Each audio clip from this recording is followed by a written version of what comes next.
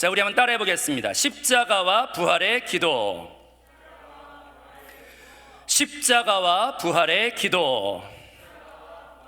오늘은 이 말씀 제목 붙잡고 같이 한번 기도하기로 하겠는데요. 이 제목은 우리 한세교회 공과 중에서 기도와 중보 기도의 실제라고 하는 그 공과책의 4강의 제목이에요. 제가 왜 이 제목을 가지고 오늘 말씀 나누려고 하냐면, 저희 엘리야 교구가 전체 13개 지역이 있는데 코로나가 1단계가 되면서 드디어 지역 예배를 이제 드릴 수 있게 되었어요. 그래서 권사님들이 정말 드디어 사모했다, 1년을 기다렸다 그러면서 이제 모여가지고 공과를 이제 멈췄던 걸 이어서 하는데, 이번 달에 이제 4강을 할 차례가 됐더라고요. 근데 참 저는 무슨 복을 받았는지, 1적부터 이제 지역 예배를 시작하면은 이 공과를 가지고 이제 시작하잖아. 그러면은 4강을 1지역에서 했어. 그럼 이 지역에 가도 4강을 하고 13지역 할 때까지 4강을 하니까 제가 이 4강을 한 달에 최소한 몇 번을 읽을 것 같아요? 어떻게 하셨죠? 초등학교 좋은 데 나오셨네요. 제가 13번을 똑같은 공과를 읽게 되어 있는 구조 안에 있어요. 근데 참 신기한 게 뭔지 아세요? 하나님의 광대하신 말씀은 읽을 때마다 뻔한 말씀이 아니라, 따라합시다, 읽을 때마다 새롭고 광대하신 하나님을 정말로 어제 읽었을 때 느낌과 그 다음 읽었을 때 느낌이 날마다 읽을 때마다 다른 거를 빈번하게 체험해요. 그래서 정말 하나님의 말씀은 씨앗과도 같다. 하나님의 말씀은 씨앗과도 같은데, 씨앗이 껍질이 깨지기 전에는 그냥 조약돌과 다를 게 없지만, 그 안에 조약돌과 다른 게 있다면 생명이 그 안에 있어서 그 껍질이 딱 깨지는 그 순간 그게 살아서 역사를 하거든요. 생명의 말씀은 씨앗과도 같아요. 근데 그 말씀이 이 시간 성령을 통해 은혜를 주셔서 그 무수하게 뿌려지는 씨앗이 여러분 영 안에 껍질이 딱 깨짐을 통하여 생명으로 부딪혀 오기를 주님의 이름으로 축복합니다. 저는 그래서 13번 읽으면서 똑같은 공과를 13번 읽는데, 읽을 때마다 어떤 날은 이 단어가 탁 껍질이 깨지듯이 은혜를 주고, 또 어떤 날은 끝에 있는 어떤 단어가 깨지듯이 은혜를 줘요. 하나님 말씀은 살아있거든요. 하나님 말씀은 살아있어요. 불교와 우리의 차이는 뭐냐? 불경에 올 때 뜻을 모르고 외워요. 그분들은 그러면서 이제 막 이렇게 하잖아. 심심하니까 목탁 한번 때리고 막 이러는데, 그분들은 뜻을 모르고 감흥도 없어. 그리고 막 하다 졸아. 그러니까 졸음 방지를 위하여 길다란 목침 갖다가 칵 때리면서 이제 생명이 없진 그렇지. 근데 하나님 말씀은 생명이 있어가지고 그게 영적으로 살아있어요. 그래가지고 그게 탁 깨어져서 내 안에 부딪힘이 될 때, 그런 걸 이제 전문 용어로 레마라고 권사님들이 많이 얘기해요. 오늘은 레마가 왔어. 레마로 만나야 돼. 여러분 따라합시다. 주의 말씀을 레마로 만나기를 날마다 사모합니다. 제가 예전에 그 중학교 때 그 개척교회 하시는 환경 안에서 체계적인 성경 공부를 할 수도 없었고, 그냥 기본적인 주는 그리스도시다, 또 찬양 가운데 임재하신다, 뭐 이런 얘기 듣고서 중학교 때 이제 처음 출발은 교회 반주자가 없었어요. 그래가지고 개척교회에 반주자 없이 예배 드리는 게 참 그 목사님 아들로서 우리 교회가 불쌍하다, 이런 생각이 들었어. 그래가지고 음악 시간에 도레미파 솔라시도 배웠으니까 이제 계산을 해가지고 손가락 2개를 펴가지고 젓가락 행진곡처럼 다른 건 못해도 기도 끝나고 기도송, 뭐 축도 끝나고 축도송은 해보자. 그래가지고 처음에 찬송가 중에 제일 쉬운 걸 찾아가지고 찬양 성부 성자 성령, 그걸 이제 계산을 하면서 치기 시작하다가 나중에 중학교 2학년 때 그냥 그때는 왜 이렇게, 그때 나름대로의 삶에 이제 고민과 무거움이 있으니까, 혹시 여기 고민이 하나도 없다, 한번 여기 물구나무 서보세요. 한 명도 없죠? 중학교는 중학교 나름대로의 죽고 싶은 고민이 있어요. 근데 그런 것들을 누구한테 말할 수도 없는데, 혼자 피아노 앞에 가서, 좋았던 건 개척교회가 좋은 건 하나 있더라. 아무도 교회 없으니까 그냥 피아노 앞에 앉아가지고 혼자 어서 이제 본건 있어가지고 따뜻한 할로겐 조명 하나, 딱 노란불 하나 켜놓고 중학교에 거기 앉아가지고 이제 띠리링 하고 이제 주님한테 다 말하는 거야. 그날 있었던 일을. 띠리링, 주여 오늘 이런 일이 있다가 그런 일이 있어가지고 제가 속상했고 뭐지, 그거를 그냥 주님한테 계속 말을 하면서 하다 보니까 그게 이제 반주를 타고 고백하는 게 반주를 타고 노래가 되고, 뭐 그러면서 이제 그런 시간을 하루에 한 2시간씩 했던 것 같아. 그냥 주님한테 그냥 말하는 게 좋았어요. 주님한테 이렇게 피아노 치면서 고백하고 기도하는 시간이 참 좋았어요. 울기도 많이 울었고, 그때 또 어서 배운 건 있어가지고 처음엔 보혈 찬양부터 시작해라 그래서 보혈 찬양, 십자가 찬양 부르다가, 그 다음에 이제 뭐 마귀 쫓는 찬양도 불렀다가, 나중에는 영광 찬양, 주의 보좌까지 막 찬양을 뭐 누가 가르쳐 준 것도 아닌데 그냥 이렇게 어서 들은 건 있어가지고 이렇게 막 하다 보면 이상하게 제가 귀로만 들었던 하나님을 이렇게 찬양 가운데 진짜 주님 앞에 마음을 쏟아놓고 막 이렇게 찬양하다가 어느 날이었는데 한 2달 정도 됐나? 그렇게 찬양하기 시작한 지 2달 됐나? 근데 어느 날 갑자기 정말 태어나서 처음 느껴본 걸 느낀 거예요. 하늘에서 뭔지 모르겠지만 와 이렇게 내려와서 뭔가가 나를 이렇게 감싸주시는데, 제가 중학교 2학년짜리가 아무것도 모르지만 느낌 하나는 알겠어요. 그때 제가 소리를 질렀어요. 하나님, 이게 뭐죠? 이 느낌은 뭐죠? 이 뭐라 말할 수 없는, 평생 느껴본 적이 없는 이 너무나 만족한 어떤 느낌 같은 거, 너무 영광스럽고 너무 만족스러워서 이루 말할 수 없는 어떤 느낌이 확 감싸가지고, 제가 이렇게 막 집중하면서 이렇게 하다 보니까 이제 굽혀서 찬양을 하다가 그 순간 갑자기 그러면서 이게 뭐죠? 하나님, 너무 행복해요. 너무 행복해요. 너무 행복해요. 그러면서 그때 고백하기로, 저는 이게 뭔지 모르지만 이게 너무 행복하니까 평생 주님을 섬기면서, 교회 다니면서 섬긴다면 이 찬양으로 하나님 사용받게 해달라고 그냥 뭣도 모르는 기도를 그때 했던 것 같아요. 근데 돌아보면은 하나님이 그때 기도를 들으시고 이상하게 그런 쪽으로 이렇게 하나님이 사용하시면서 은혜를 주고 계신데, 제가 하고 싶은 말은 뭐냐면, 하나님은 살아계셔서 만나주시는 하나님이에요. 여러분, 그 하나님 만남을 사모하세요? 여러분, 불교의 주문과 기도는 다르고 불교의 돌부처와 하나님은 달라요. 생명이 있어서 달라요. 하나님은 살아있어요. 그 하나님 여러분 만나주시고, 여러분 만날 수 있고, 여러분 이미 내주하는 그리스도 통해 영접했는데, 그것이 영으로 돌이켜 그걸 누림이 풍성한 사람이 있고, 날마다 기도를 해도 그게 응답되는 사람이 있고, 똑같은 신앙생활에도 아무 뜻도 모르고 그냥 껍질이 까지지 않은 그 말씀을 딱딱하게 들으면서 이해도 안 되게 신앙생활 하는 사람이 있습니다. 여러분 정말 주의 이름으로 정말 축복하고 싶습니다. 여러분 생명의 하나님을 날마다 만나시길 바라요. 그래서 그 살아있는 하나님이 이렇게 어떤 감각적으로 이렇게 나의 오감을 통해서 만나주시기도 하고요. 그런데 저는 한세교회 와서 놀란 게 뭐냐면, 그 평생에 하나님 만나는 게 얼마나 영광스러운데, 그 살아있는 생명의 하나님을 그렇게 어떤 감각적으로 초자연적으로 만날 수도 있지만 그렇게 만나기도 해요. 하나님 만나줘요. 병도 고쳐주고 그렇게 되기도 해. 근데 진짜 하나님의 만남은, 따라합시다. 하나님의 만남은 따라해보겠습니다. 주의 말씀이 영과 생명이요. 믿으십니까? 하나님을 기적적으로 만나는 것도 물론 맞지만, 여러분이 하나님 말씀을 진리로 믿는다면, 그 적혀있는 말대로 믿으신다면, 주의 말씀이 영이요 주의 말씀이 생명이라, 주의 말씀이 제대로 내 안에 레마가 된다면, 초감각적으로 초이성적으로 만나는 하나님 못지않게 그 말씀이 날마다 부딪혀 하나님이 만나주셔요. 믿으십니까? 서론만 하다가 지금 얼마나 시간이 갔나 모르겠네. 왜냐하면 공과를 읽다가 그 하나님을 전 한세교회 와서 날마다 만나거든요. 공과가 너무 좋아. 나는 공과 홍보대사를 평생 해도 좋겠어. 너무 좋거든. 읽을 때마다 좋아. 그래가지고 이거 뭐라 좋은데 말할 수가 없네. 표현할 길이 없네. 제가 그래서 기도공과 4강을 13번을 읽다가 은혜를 주셔가지고 그것만 이제 붙잡고 기도를 하려고 그래요. 여러분 초자연적으로 주님 만나는 것도 좋지만 영과 생명이신 말씀을 날마다 사모함으로 기다리잖아? 그럼 그 말씀이 진짜 캡슐 터지듯이 내 안에 레마로 만나주셔. 가슴에 손을 얹고 주님 앞에 고백합시다. 살아계신 생명이신 말씀이신 하나님을 사모합니다.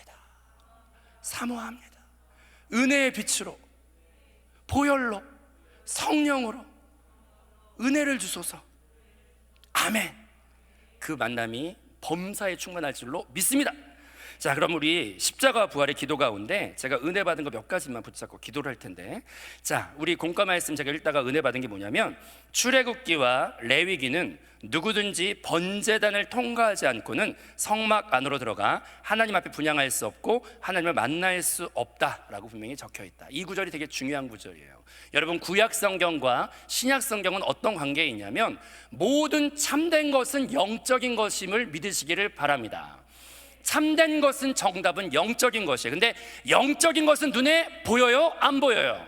안 보이니까, 영적인 것은 눈에 안 보이기 때문에 사람들이 한 번도 듣도 보도 못한 영적인 것을 바로 말하면 알아듣지를 못해요. 그래서 하나님께서 구약 성경 가운데 창세기, 출애굽기, 레위기, 신명기, 레위기, 그 모세오경이나 이 구약 성경을 통해서 따라합시다. 보이지 않는 것을 시청각으로 미리 보여주시면서 영적인 원리들을 구약 성경 가운데 힌트를 주시고 그림자로 설명을 해놓은 게 많아요. 근데 물론 구약 성경은 참된 것은 아니고 참된 것을 나타내는 엑스레이 사진 내지는 그림자 내지는 예표라고 표현을 하죠. 근데 그렇다고 구약 성경이 진짜는 영이기 때문에 구약 성경을 다 버리면 안 돼요. 왜냐하면 구약 성경이 우리의 아두남을 시청각처럼 열어서 그걸 하나하나 알 수 있게 설명을 해주기 때문이에요. 근데 구약 성경에 보니까 여기 뭐라고 돼 있어요? 하나님을 만나고자 하는 사람은 따라해 보겠습니다. 반드시 번제단을 통과하지 않는 자는 하나님 만날 수가 없다.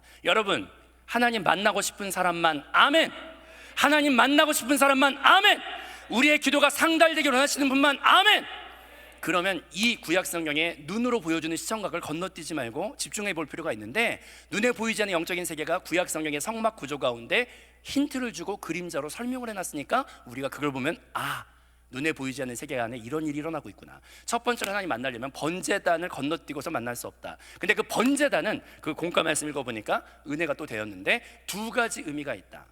번제단은 신약 성경에서 십자가를 상징하는 것이고, 번제단은 신약 성경에서 십자가를 상징하는 것인데, 그 십자가 하면 우리가 뭐 십자가를 진다, 십자가를 통해 주를 만난다 그러면은 저 십자가를 내가 어떻게 져야 되는가. 또 어떤 여자 집사님들은 내 십자가는 술 주정뱅이 내 남편이지, 주여 저 십자가를 어떻게 하십니까? 십자가를 그렇게 이해하는 경우가 있어요. 근데 십자가의 참된 의미는 포괄적으로 그것도 포함될 수도 있겠지만, 이 번제단이 십자가와 같은 맥락이라고 그렇게 되어 있는데, 따라합시다. 번제단은 두 가지 처리를 받는 게 번제단이에요. 첫 번째로 피의 처리, 두 번째로 불의 처리. 아멘. 그러면 내가 하나님 만나기를 원하는데 번제단을 건너뛰면 만날 수가 없다. 그럼 번제단에서 내가 반드시 체험을 가져야 되는데 피의 체험을 가져야 되고 불의 체험을 가져야 되는구나. 이게 진짜 명쾌하게 설명을 제가 들어본 적이 없는데, 이런 것들을 알아갈 때마다 영이 방향을 찾고, 방황하던 데가 방향을 찾고 그 안에 자유함을 얻어요. 참된 복음의 정수를 만나요. 여러분, 보혈을 체험하시길 바라요. 그래야 하나님 만날 수 있거든요. 특히 보혈은 또 그 공과 말씀 읽다 보니까 두 가지로 또 쪼개져요. 보혈은 첫 번째로 따라합시다. 주홍같이 붉은 죄악을 주님이 깨끗하게 도말하시고 씻어주시는 능력이 그 안에 있음을 우리가 알아야 할 줄로 믿습니다. 이건 쉬운 말로 해서 첫 번째로 번제단이 이렇게 사각형으로 생겼습니다. 번제단이 사각형으로 생겼는데, 이 번제단의 귀퉁이에는 그냥 민자로 되어 있지 않고 이렇게 뿔이 4개의 뿔 모양을 달았어요. 이 뿔을 그냥 모양으로 달아놓은 게 아니라 이스라엘의 율법 가운데는 살인죄와 돌에 쳐 죽임을 당할 만한 여러 흉악무도한 죄들을 지은 사람들이 많이 있었는데, 아무리 흉악한 죄를 지은 죄인 중에 괴수라고 할지라도 이 번제단의 뿔에 흠과 티가 없는 제물의 피를 죽여서 이 피에 바르고, 달려가서 살인 중에 강도 중에 괴수라고 할지라도 그 피 뿌린 바 되어진 뿔을 가서 붙들면 그는 살려주는 법이 있었어요. 그래서 다윗이 고백하기로 주는 나의 구원의 뿔이시오. 거기서 나오는 제가 오늘 말씀 올라오기 전에 2명의 전문가한테 제가 물어봤어요. 김난시 목사님 언어의 박사, 그 다음에 우리 양진석 전사님은 또 스마트 정보의 박사예요. 구원의 뿔에 대해서 한번 찾아봐 달라 그랬더니 그분들이 딱 전문 평가단이 조사를 다 끝냈는데, 거기에 뿔은 싸울 때의 힘의 권세의 뿔의 의미도 있고, 또 양강나팔 그 뿔에 기름을 부어서 왕 세울 때 뿔 그릇에 기름 붓는 뿔도 있고, 그 다음에 제단에서 이 말한 번제단의 네 뿔의 의미도 있어요.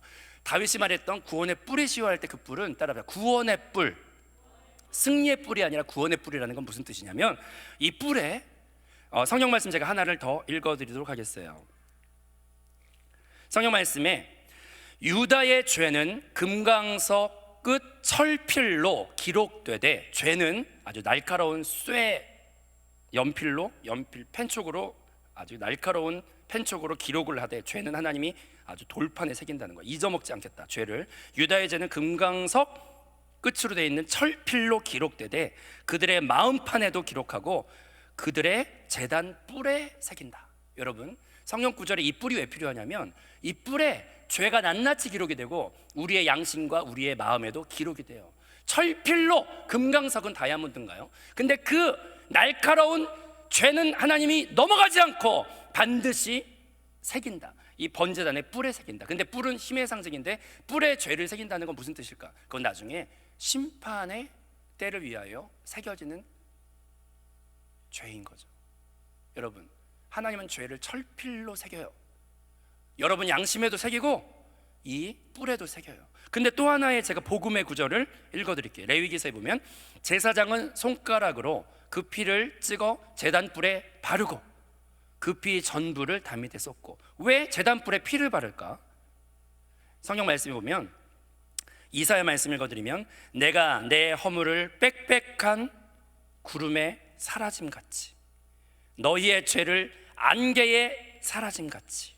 따라해 보겠습니다. 도말하였으니, 그 다음에 너는 내게로 돌아와 내가 너를, 따라합시다, 구속하였으니. 여기 중요한 단어 두 개가 나왔는데 도말하였으니, 그 다음 구속하였습니다. 도말이라는 말은 옛날 이제 한자 성경인데 거기에서 뜻을 보면은 도말이 무슨, 도말한다 많이 들었는데 도말이 무슨 도말인가? 돌은 우리가 보통 페인트 같은 거 이렇게 스프레이 락카로 도색한다 그래요. 도색. 도자는 칠할도야, 칠할도. 그 다음에 말은 이제 말소됐다, 지울 말. 그래서 칠해서 지워버린다. 주님이 도말했다는 뜻이 뭔지 아세요? 철필로 새기는 우리들의 죄를 이 뿔에 피를 바름으로 하나님이 지우신다는 뜻이에요. 여러분, 저는 옛날부터 통돌이 세탁기를 좋아해요. 왜냐하면 트롬 세탁기는 세련되긴 했지만 뭐 아낙네들의 말을 들어보면은 뭐 거품이 잘 안 빠진대. 그리고 물을 적게 써가지고 때가 안 빠진다는데 난 잘 모르겠어. 나는 그게 뭐 외판원도 아니지만 그래서 하여튼 물이 충만한 통돌이에서 막, 통돌이는 또 특정 메이커를 말하면 안 되지. 그래서 막 그렇게 한대요. 근데 그 죄를 씻을 때 주께서 씻을 때 도말한다는 뜻이 그거예요. 도말한다는 것이 발라서 덮어서 지운다는 뜻이야. 주께서 나의 철필로 지워지지 않는 그 금강석으로 새기신 죄를 지워주셔요. 근데 저기 세제가 옛날부터 요즘에 뭐 트롬 세제에서 뭐 요즘에 페리얼인가 모르겠어요. 하여튼 그런 걸 쓰더라고. 트롬 전용 세제. 근데 옛날에는 뭐니 해도 하이타이가 최고였어요. 하이타이. 여러분 하이타이 아세요? 하이타이가 정말 찌든 때를 이렇게 달아서 하이타이 막 뿌린 다음에 불려. 그러면 어떤 때도 불림과 동시에 그게 흰옷은 더 하얘지고 컬러는 선명해지고. 어서 들어본 CF 같나요? 그게 세제를 넣으면 하여튼 그게 깨끗해져. 근데 주의 보혈은 비교할 수가 없어. 주의 보혈이 내가 금강석으로 새겨야 되는 나의 죄를, 지울 수도 없는 나의 죄를 주님이 심판의 보좌를 위하여 주님이 새겨놓으신 그 죄를 뿔에다가 피를 바름으로 덮어주시면서 나의 죄를 도말하신다. 여러분 복음의 말을 선포하세요. 따라합시다. 주님의 보혈이 나의 무수한 죄들을 도말하신다. 할렐루야. 보혈의 능력, 첫 번째로 씻어주는 능력을 여러분 믿으셔야 돼요. 그리고 구속한다는 단어도 중요한 단어인데, 구속이라는 말은 건질 구, 그 다음에 속은 속량하다 할 때 갚을수. 그러니까 대신 갚아줘서, 그래서 내가 그 신분에, 노예된 신분을 내가 사면하고 건져줬다. 대신 대가를 갚아서, 대가를 대신 빚을 갚아줘서 속량했다는 뜻이야. 이해되시면 아멘? 복음의 사탄이 두려워하는 두 단어를 마음의 가슴에 손을 얹고 고백해야 돼. 주께서 주의 보혈이 나를 덮어서 도말하셨고, 아멘. 그래서 대신 갚아서 나는 구속받았구나. 도말하셨고 구속하셨구나. 아멘. 아멘. 그런데 여기까지 하면은 보혈의 50점이야. 저는 모태신앙으로 자라면서 보혈에 씻어준다는 설교는 주기장창 많이 들었어요. 그러나 우리, 이렇게 말하면 또 안 되겠다, 우리 한세교회 와서 제자 코스 하면서, 무슨 제가 제자 코스 홍보대사인지 모르겠지만 하여튼 저는 평생에 씻어준다는 설교 많이 들었어. 근데 제가 진짜 은혜 받은 건 이 다음이야. 보혈의 나머지 반쪽에 은혜 받은 거야. 어느 날 이제 제자 코스 공부하고 그러다 이제 수교 설교를 들었는데, 그때 제가 복음의 저를 마지막 보혈의 자유함을 줬던 문장을 만났어요. 그 문장이 뭐냐면 이거야. 보혈만이 하나님께 완벽한 만족이 된다. 이 복음의 한 문장을 만났는데, 그게 반 정도 해결되었던 보혈에 대한 저의 자유함을 나머지 반 쪽을 완전하게 자유케 해줬어요. 왜 그런지 아세요? 제가 여기 청년부기 때문에 이것이 좀 가슴에 와닿을 수 있는 사례일 수도 있고 간증일 수도 있는데, 우리 글로리아 집사님들 중에서 이제 우리 얼마 전에 중보기도에 막 올라왔던 기도 제목이기도 하고 우리 모두가 기도했던 제목이고 모두 알고 있으니까 제가 간증을 할 수 있는데, 한은숙 집사님의 남편 되시는 우리 손만식 집사님이신가 계시죠? 근데 그분의 아들이 우리 또 손준영 형제고, 근데 준영 형제를 볼 때마다 참 잘생겼다. 어쩜 이렇게 잘생겼냐? 쭉쭉빵빵. 와, 이목구비 또리또리 막 잘생겼네. 야, 머리를 길러도 멋있고 잘라도 멋있고 어떻게 해도 진짜 세상 불공평하다. 누구는 그렇게 그냥 누더기를 입어도 멋있다 그러는데, 나 같은 사람은 갇혀 입어도 욕을 먹을 판이니 어떻게 하면 좋죠? 그런데 그 잘생긴 그 아들이 얼마 전에 중보기도 우리 모두 다 같이 해서 알고 있는 사실이지만, 아버님께서 이제 건강이 이렇게 좀 약해지시고 이유를 알 수 없이 쓰러지시고 막 그래서 나중에 원인을 못 찾다 나중에 알고 보니까 양쪽 신장이 모두 너무 많이 상해서 회복이 불가능할 정도가 되었을 때, 그 아들이 손준영 형제가 결심을 하죠. 어떻게 결심합니까? 자기의 건강한 한쪽 신장을 띄어서 아버지한테 이제 이식할 그런 수술을 한다고 그래서 병실에 같이 누워 있다 그래서 우리 그때 한번 중보기도를 다 같이 했어요. 근데 저는 그걸 보면서 정말 대단한 아버지를 향한 또 결정이고 또 참 이 모든 과정이 정말 은혜가 있구나 이런 생각을 했어요. 근데 여러분 생각해 보세요. 그 아들의 신장을 이식받은 아버지 입장에서 그 아들이 그 신장을 띄어야 될 이유는 아무것도 없죠. 그런데 그 아버지를 위해서 그 신장을 띄어서 아버지한테 준 거예요. 그 신장을 이식받은 부모님의 입장에서 그 아들을 볼 때 감정은 어떤 것일까요? 고마움은 당연하고, 고마움을 넘어서 저 같으면은 만약에 제 자식이 저한테 그렇게 했다면은 고마움을 넘어서 미안함도 넘어서 그 이상의 어떠한 감정들이 아마 자녀를 향해 생길 거야. 우리 회장이 내 아들이라고 쳐봐.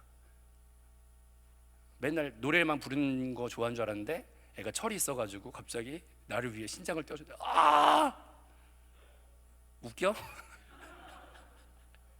근데 그거를 만약에 부모 입장에서 봤을 때 너무 고맙죠. 근데 만약 그런 와중에 있을 때 그 준영이 아들이 어느 날 머리를 긁더니 와가지고 그러는 거야, 아버지한테. 만약에 가상으로, 아버지 저 여자친구가 생겼어요. 근데 여자친구랑 데이트를 하려고 그러는데 아버지 뭐 차키 한번 좀 주시. 이렇게 하면은 아버지가 차키를 줄 것 같아, 안 줄 것 같아? 나 같으면은 나는 온 세상 다 뒤져가지고 아마 어떻게 해서든지 그 자녀의 소원을 들어주고 싶을 거죠. 제가 왜 이 얘기를 하냐면, 저는 그 한 문장을 들을 때, 그 보혈이 주님께 완벽한 만족이 된다는 그 구절을 들을 때 저의 보혈에 대한 마지막 무거움이 기쁨으로 바뀌었거든요. 왜냐하면 신앙은요, 나와 상관이 없어요. 내 상태와 상관이 없다고.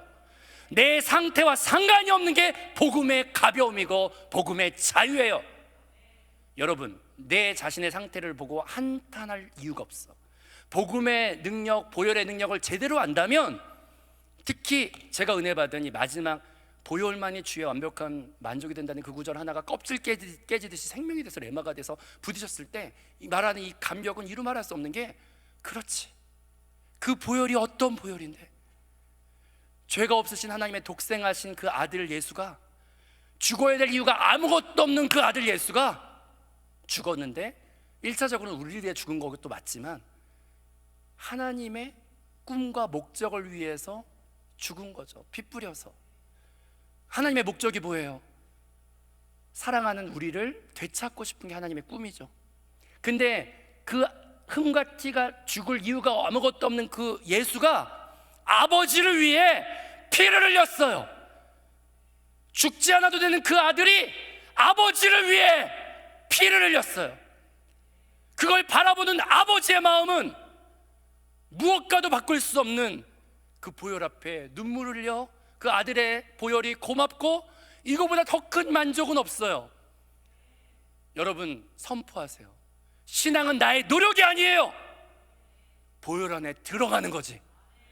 제가 그 한 문장이 캡슐 깨지듯이 저의 앞에 보혈이 주님께 완벽한 만족이지, 이게 깨달아지는 그 순간 신앙생활의 노력의 무거움이 확 사라지면서 사역을 할 때도 마찬가지고 교회에서 뭘 할 때도 마찬가지인데, 솔직히 저도 인간이니까 여러분이 상상을 하실 때 제가 부부싸움 같은 걸 한 번도 안 할 것 같아? 아니면 어쩌다가 한 번씩 1학년에 한 번씩 부부싸움 할 날도 있을 것 같아요? 말하지 않아도 괜찮아요. 근데 이제 저도 영적 상태가 어떤 때는 충만하고 어떤 때는 또 그렇지 않은 날도, 살다 보면 그럴 날도 있죠. 근데 사역을 나갈 때 더 이상 무거움에 짓눌리질 않아요. 왜 그런 줄 아세요? 사탄의 정죄에 무관해. 지금 제가 막 눌려 보이나요? 왜 그러냐면 복음이 기뻐서 그래요. 주의 복음, 주의 보혈이 주님께 만족이 된다는 그것이 캡슐이 깨지듯이 나한테 진짜 생명이 되었을 때 나랑 상관이 없구나.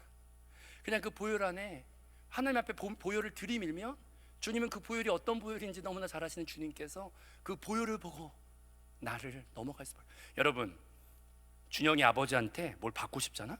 그러면 준영이 손을 꼭 잡고 같이 가. 그러면 봐도 그게 어떤 신장인데. 아니 정말 그 귀한 헌신에 제가 두고두고 감동받아서 이렇게 간증으로 이렇게 같이 고백합니다. 모두 아니까. 근데 주의 보혈은 여러분이 알고 있는 것보다 기가 막힌 사랑의 보혈이기 때문에 그걸 바라보는 아버지는 그 보혈 보면은 이루 말할 수 없어요. 여러분이 노력하지 마시고 그냥 나에게 필요한 거는 나의 죄인의 인정. 성경 보면 자백만 하면, 선악과의 본질은 자기 자백 안 하고 남 탓만 하는 게 선악과의 본질인데, 생명나무를 먹을 수 있는 자격은 선악과를 일단 거부하는 자가 생명나무 먹을 수 있는 거기 때문에 자백한다는 뜻은 따라합시다. 영으로 돌이켜 혼에서 빠져나와 자백하기만 하면 그 보혈이 언제든지 나를 향해 열려있기 때문에 보혈 안에 잠깁니다. 보혈을 뿌리고 마십니다. 제가 이 복음의 한 문장이 탁 생명으로 나한테 부딪히고 나서 눈물로 부르는 찬양이 존귀한 주 보혈이 내 영을 새롭게 하시네. 존귀한 주 보혈이 내 영을 새롭게 하네. 아멘. 이 찬양 부를 때 눈물이 납니다. 그 보혈이 어떤 보혈인데, 하나님이 받을 수밖에 없는 보혈. 주님이 날 보고 받아주시는 게 아니라 보혈 보고 받아주시지. 나의 어떠함으로 서는 것이 아니라 그 보혈 안에 잠기면 되는 거지. 얼마나 가벼운지, 얼마나 자유한지. 더 이상 사탄의 참소가 무용지물이고 더 이상 나에게 보혈의 권세. 사탄이 이걸 모르기를 바래. 하지만 사탄한테 본때를 보여야 돼. 내가 알고 있다, 알아버렸다. 사탄아 보혈의 피로 명하노니 떠나가라, 떠나가. 그래서 기적이 일어나려면 보혈 찬양을 많이 불러야 돼. 권사님들이 이걸 이미 알았기 때문에 모이면 핏뿌림의 찬양을 아주 덕지덕지 피 난장판으로 찬양을 불러. 그러면 그 지역 예배는 은혜가 넘쳐요. 시간만 만나면 우리 다 같이 보혈 찬양하고 싶지만 오늘 또 추리해야 된다고 제가 들었어요. 그래서 추리하시기 바래요. 자, 우리 그 다음 이제 넘어가도록 하겠습니다. 번제단에서 보혈의 체험이 첫 번째. 근데 보혈의 체험은 씻어주는 체험과 주님의 만족이 된다. 이 두 가지를 다 가지시길 바래요. 아멘. 그 다음에 두 번째로 따라합시다. 불의 체험. 불의 체험은 뭐냐면 여기에 나무 토막이 있다고 쳐보세요. 근데 불이 반까지 탔다. 그러면 탄 곳까지의 모습과 타기 전의 모습이 똑같아요, 달라요? 다르죠. 여기까지 탔으면 여기까지의 모습은 따라합시다. 재와 숯불, 재의 모습으로 변해 있고 나머지는 아직 타지 않은 그대로의 형상을 갖고 있어요. 근데 번제단을 통과한다는 것은 신약에서 십자가를 통과한다는 것의 두 번째 체험은 불의 체험을 가지라는 거야. 하나님 만나고 싶으면 보혈의 체험과 함께 불의 체험을 가지라는 거야. 근데 불의 체험은 뭐냐면, 성경에서 다말이 부정한 죄악 가운데 처하게 됐을 때 내가 죄를 뒤집어 쓰고 주님 앞에 운하이다. 죄를 뒤집어 쓴다는 표현이 성경에 많이 나오고, 욥도 처음엔 이유도 많고 왜 나한테 고난이 있냐고 막 따지기도 했다, 원망도 했다 그랬다가 욥기가 다 끝날 때 하나님의 큰 진리를 깨닫고 난 다음에 욥이 하는 고백이 뭐냐면, 내가 귀로만 들었사오나 이제 눈으로 주를 배웁나이다라고 정말 원망도 눈물도 그 모든 한탄도 다 지나가고 나서 주의 진리와 경륜을 깨닫고 난 다음에 자기가 입으로 하는 말이, 나는 스스로 죄인이기 때문에 티끌과 재 가운데서 회개하나이다 이래요. 욥이 의인, 동방의 의인, 이런 의인이 없다는데 신앙의 신앙의 초보자들은 자기가 대단한 줄 알아. 그런데 신앙에 하나님을 제대로 만난 사람은 날마다 입만 열면 자기는 죄인 중에 괴수라는 말을 해. 이게 왜 그런 줄 아세요? 이들은 불의 체험을 가졌기 때문이에요. 죄라는 것은 성경에서 죄인 중에 괴수라는 어떤 표현과 내가 아무것도 아니라고 하는, 따라해 보겠습니다. 자기 부인.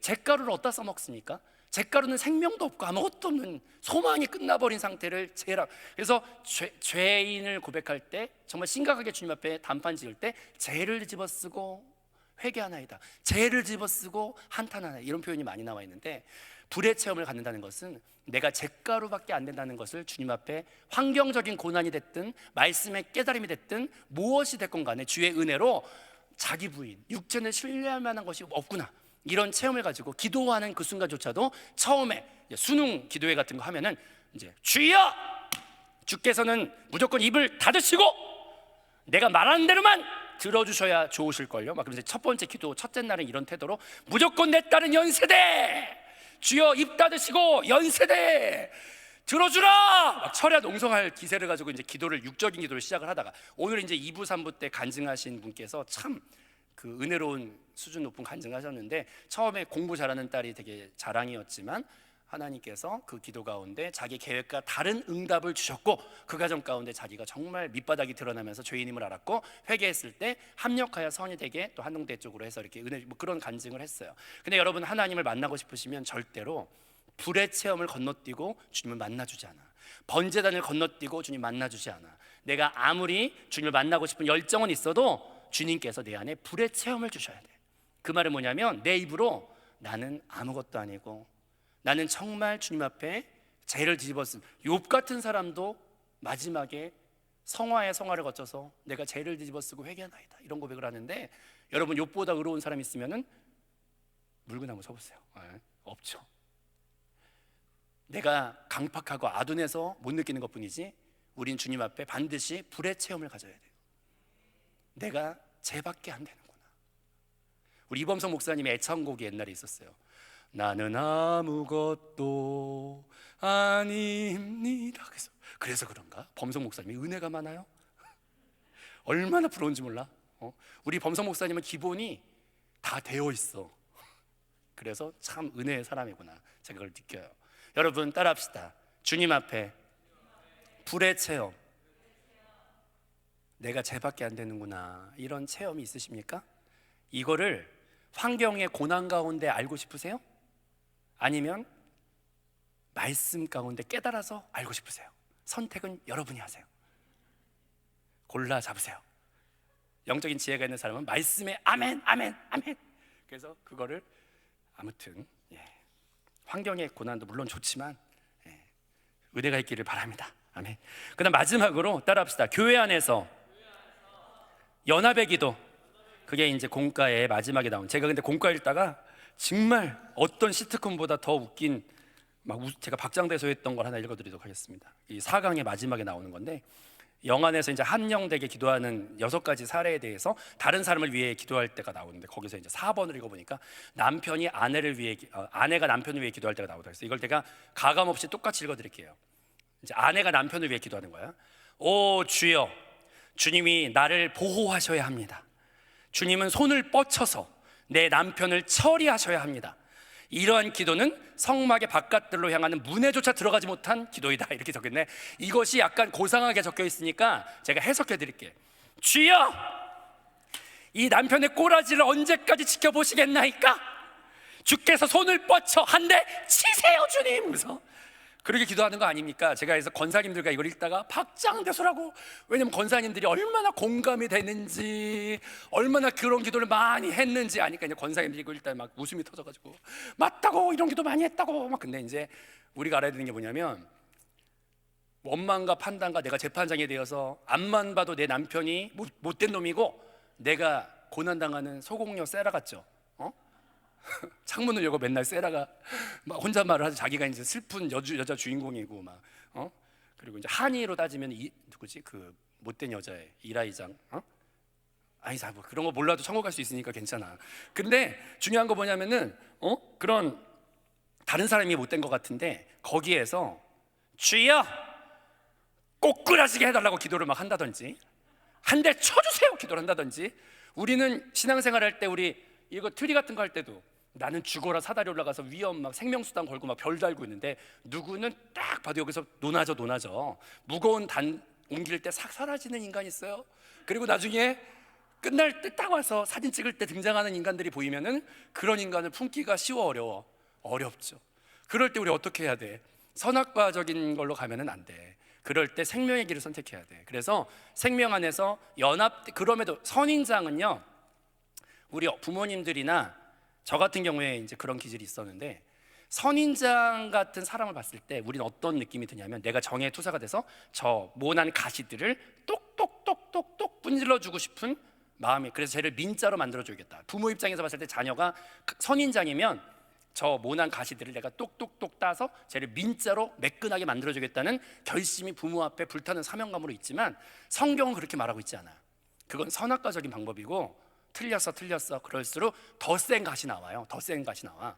그런데 선인장 같은 사람을 발견했을 때 하나님이 원하시는 것은, 따라합시다, 말없이 끌어안아서 그냥 끌어안고 그 피를 흘려주기를 바래요. 주님이 우리를 그렇게 끌어안았고, 선인장 같은 나를 주님이 율법의 칼날로 다 잘라주신 게 아니라 그럴수록 더 드세질 뿐인데, 예수의 십자가의 보혈이 선인장 같은 나를 와서 끌어안아 피 흘려주셨어요. 그 안에 변화는 일어나요. 생명의 품어주심 안에 변화가 일어납니다. 이 생명에 대한 설교만 해서도 몇 시간 해야 되기 때문에 넘어가지만, 항상 주님은 하나님 만나기를 원할 때 내 안에 맺혀 있는 게 있으면 그걸 풀고 와서 기도하라고 하신 게 왜 그런 줄 아세요? 교회 안에서의 기도에 능력이 있기 때문이에요. 연합되고 한 몸 된 몸 안에서, 교회 안에서의 기도 가운데 능력이 있기 때문이에요. 여러분, 이따 트리할 때 누가 무거운 거 나올 때 도망가도 그를 품어줘. 그냥 품어주라고. 그리고 나서 기도해봐. 은혜가 넘쳐요. 왜 그런지 아세요? 너도 똑같다 이렇게 하나님이 음성을 주실 거야. 내가 너도 품었다 하면서, 주여 내가 죄를 뒤집어 쓰고 회개하나이다, 이런 고백을 욥처럼 하게 될 거야. 그럼 하나님 만나죠. 그래서 오늘 공과의 중요한 3가지 포인트만 짧은 시간 안에 나눴지만, 주님을 만나고 싶으시면 따라합시다. 번제단을 통과하라. 피를 통과하라. 씻어주는 능력, 온전한 만족, 불을 통과하라. 자기가 죄밖에 안 되는구나, 이거를 주님 앞에 진짜 고백하시길 바래요. 그리고 마지막으로 교회 안에서 기도하라. 교회 안에서 정말 이게 안 되지만 그래도 저도 하려고 영으로 돌이키고 그러는 과정 중에 있죠, 우리 모두. 하지만 방향을 그걸로 잡고 교회 안에 기도해야지. 선악과의 재판장의 자리에 난 올라가지 말아야지. 난 자격이 없으니까. 생명나무로 품어야지. 그렇게 나갈 때 번제단의 이 과정을 화목제물이 마지막 그거야, 번제단에서. 그래서 우리는 화목제물의 태도를 가지고 나갈 때 주님은 그 기도를 보혈을 봐서, 불의 체험을 봐서, 교회를 봐서 들어줄 수밖에 없고 만날 수밖에 없어요. 영이 자유해질 수밖에 없어. 신앙생활은 나의 상태에 따라 깔아앉는 게 아니야. 그러면 그럴수록 보혈의 은혜가 놀라워서 그 갭의 차이만큼 기뻐할 수밖에 없어. 그 복음의 자유와 진리를 누리시기를 축복합니다.